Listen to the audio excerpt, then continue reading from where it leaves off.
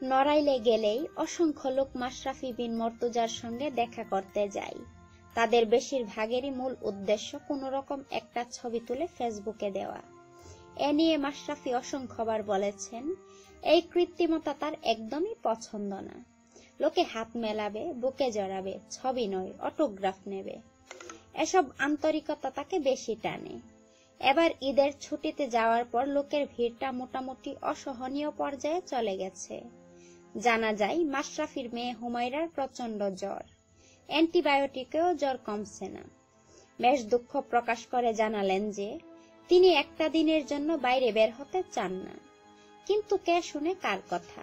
শেষমেশ মেয়েকে রেখে বাইরে এসে সবাইকে বললেন, ভাইরা আপনারা এসেছেন, খুশি হয়েছি, তবে আজকে আলাদা করে সবার সঙ্গে ছবি তোলা সম্ভব নয়।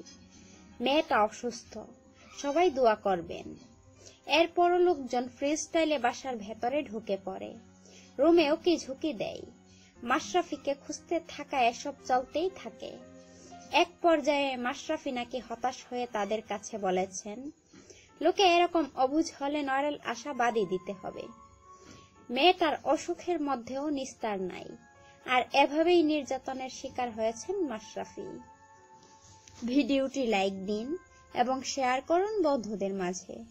এমন অজানা আরো নিত্য নতুন তথ্য জানতে এখনই সাবস্ক্রাইব করুন আমাদের চ্যানেলটিকে।